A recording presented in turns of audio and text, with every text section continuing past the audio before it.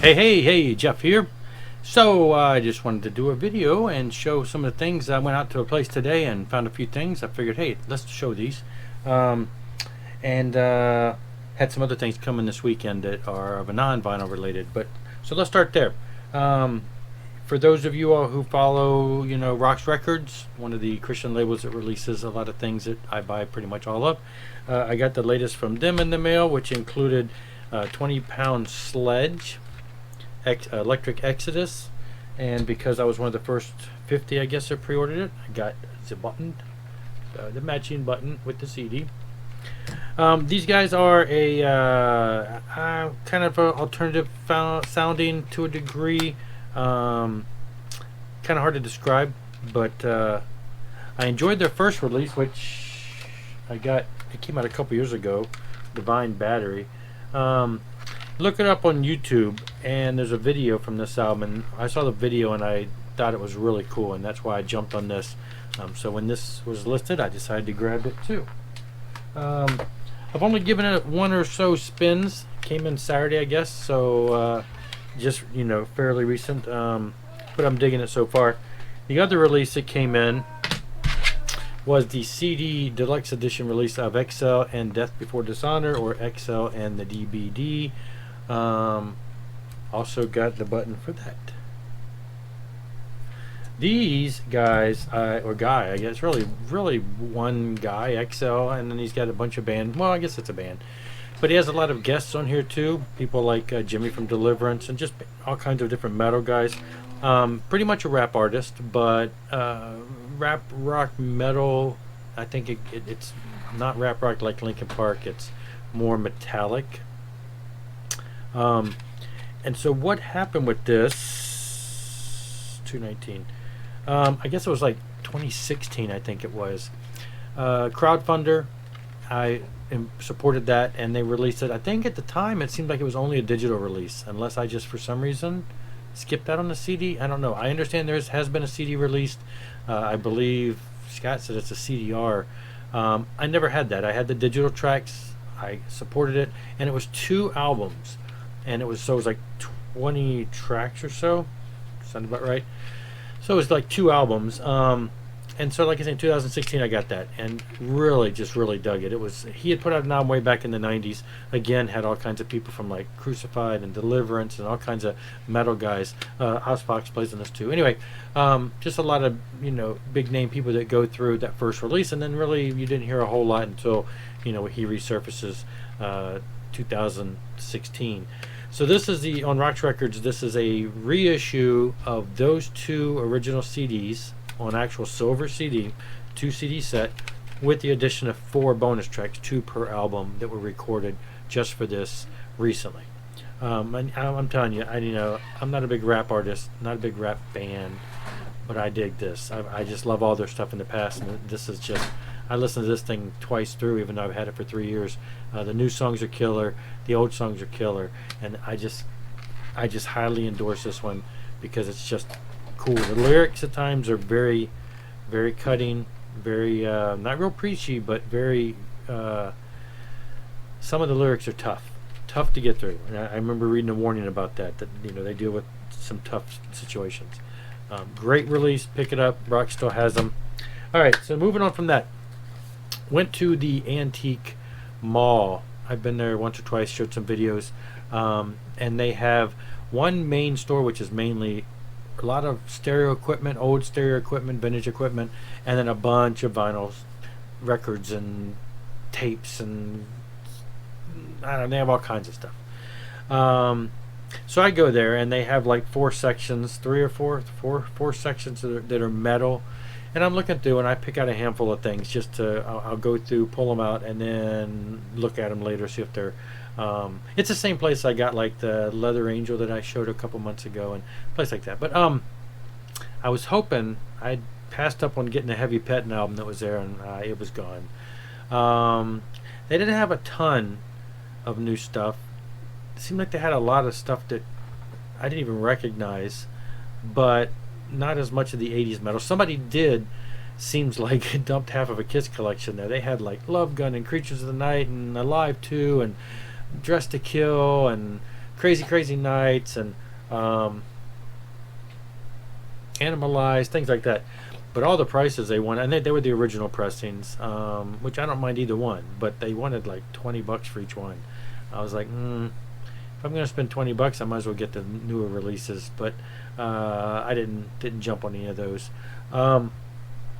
Flipped through, grabbed a couple things, checked them out.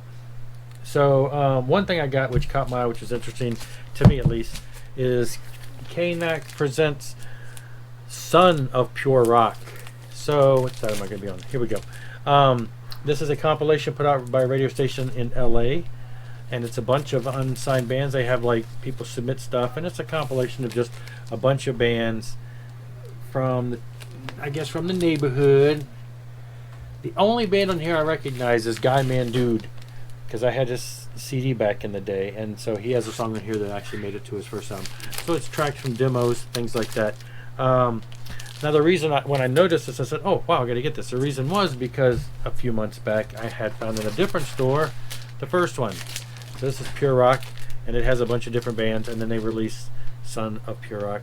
And I looked on here and it said this is the second album, so obviously this is the first, this is the second, and I'm looking on Discogs and not seeing any others, so I don't know if they only stopped at 2, but just a lot of great, this is a 88 or 89, just a lot of great 80s underground bands that nobody ever heard of, that didn't, as far as I know, didn't go on to do a whole lot more. Then I was going through, and like I said, I picked out a couple things, but I grabbed this by mistake, turns out, and I feel really stupid. I knew, I'm a big Mama's Boys fan, so I'm going to grab anything I can find by them from the days when they were a trio specifically. But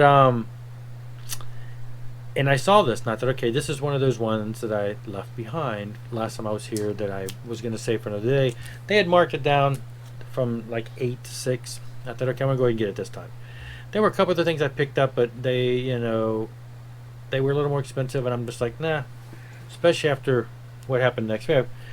So I grabbed this, got it home. Turns out I already own this.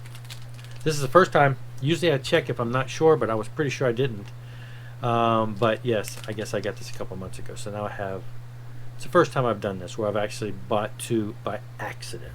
I have sometimes rescued one. Hey, there's an album that I think somebody else might like, or hey, there's one I think I'm going to rescue it and take it home.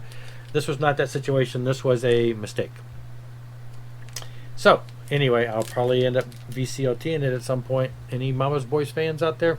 Maybe I'll do a video of all the stuff that I've accumulated for possible VCOT, and so everybody knows, and then see if anybody wants any, because I keep picking up things, and I've got a stack of stuff over there, probably that much that I could give away. So done with the metal. I stood up. My wife and them are there, so I don't know when they're going to get back. So across the whole top racks, there's like about 8 or 10 racks. It's all just rock. Unfortunately, on the other side, it's also the same amount. So I thought, well, I'll just look at it. So I stood right up from the heavy metal and started in the first one near this end over here, and I was flipping, and this caught my eye. So Adam and the Ants, Stand and Deliver. It's just a single, 2 songs, but it was only like $4, so I grabbed it. I thought, well, this would be cool, have one of the singles. It's a nice 12-inch single. It was in good condition. It's got a cool picture of the band on the back. So I'm a big Adam Ant fan, big Adam and the Ants and Adam Ant fan. So this was just something to add to my collection. And then I flipped 1 or 2 more, and I saw this. If I can get this without the glare. Adam and the Ants, Dirk Wears White Socks. For those of you not Adam and the Ant fans, this is his first full-length album. This is the original Adam and the Ants. This is 1979. Now this has been reissued on vinyl in the past couple years, and I've got on my list of things I'd like to get. It's one of my favorite albums by him. This is different than any of the other things he's ever put out. Turns out this is an original 1979 UK pressing. It was pretty much only came out in the UK. When I looked it up on Discogs, turns out in 1979 they pressed it at least twice, and this is the second pressing. The first pressing had the record label Do It had their logo on it, and then the second pressing has more of a customized Dirk Wears White Sox adamant things on the labels there. But this is, the 79 reissued the same year, I guess, second pressing maybe in the same year. If you don't know a lot about this, so Adam and the Ants was this band. They put out this album, and then either the label, I think it was the label, basically took the Ants, took Adam and the Ants, left Adam out, took the Ants, the band behind this record, put a new singer on it in front of that band, and they went out and became wow, I Want Candy. Why am I forgetting the name?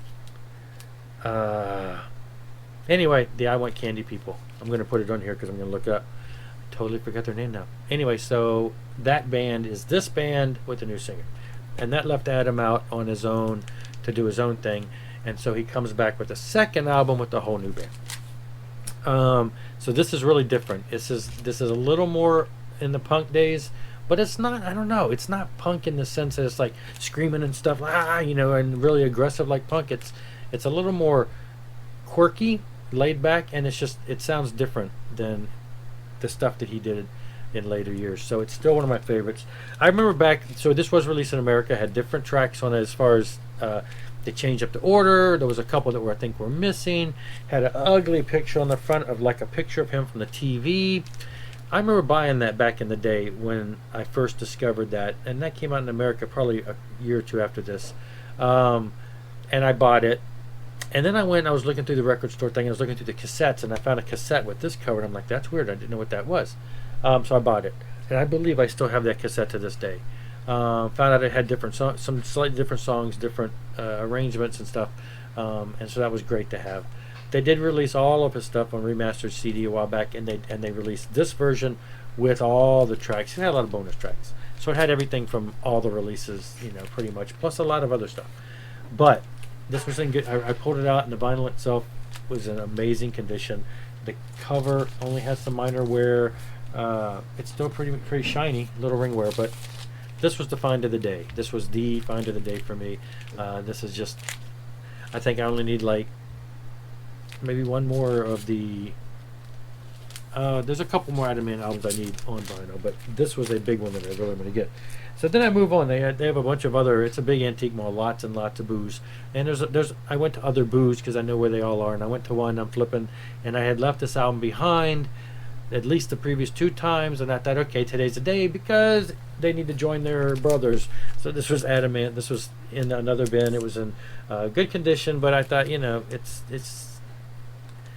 just, I want it, but it was every time I go to this place, I end up with more vinyl than I need, so I bypass it. But today I went ahead and grabbed this, so that gives me 3 Adamant related items. And I was just thinking, there's 1 or 2 more of the Adamant solo albums I need. Viva La Rock is the one that's coming to mind off the top. Oh, and Manners and Physique, which was in the early 90s.